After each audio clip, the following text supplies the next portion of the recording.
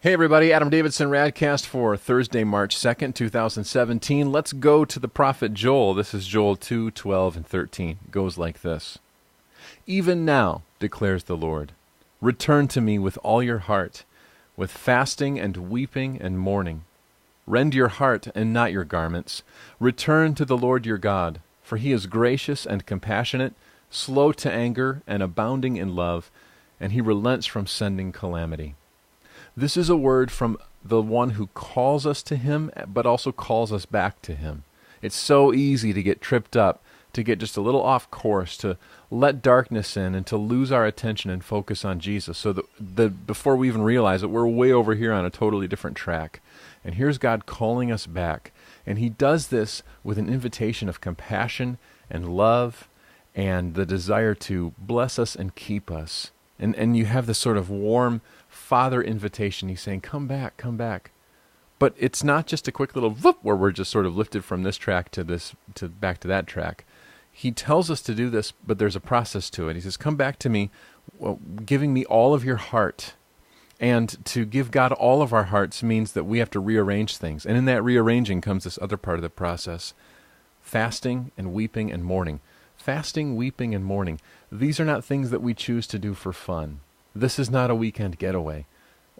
Weeping and mourning and that's like sad stuff.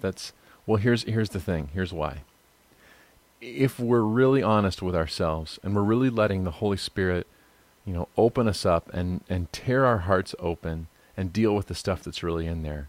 I mean, it does sort of cause us to weep. Because we realize, man, we've been storing up all this garbage in our souls and it needs to get out. And it does cause us to mourn because something has been lost. The sense of purpose, the sense of fellowship with the Lord, walking with His Spirit, we've missed out because we've been over here and not with Him over here. And there is fasting to be done. When we fast, we say no to something intentionally. We say no to one thing so that it causes even our bodies to be synchronized in our pursuit of the Lord. And these are all things that sort of rearrange us, and that's good. That's what we need. If it took us weeks and months and maybe even years to kind of get off track, shouldn't it be sort of a process as the Holy Spirit works in us to pull us back? And this is where we have to rend our hearts. To rend is to rip open. And I think it's Thomas Merton who talks about how you rip open a vacuum bag to empty it out, and that when you rip it open, you get the garbage and the dust and the dirt out, and you get sort of fresh air in. This is what our soul needs. And so let me encourage you, if you're fasting, if you're saying no to something, or you're taking on a new discipline, keep at it, because it is in these practices that we will have the margin for the Holy Spirit to truly work in us and reawaken us to God's presence. He is with you today. Join me in paying attention to His still, small voice, and I'll see you tomorrow. That's RadCast.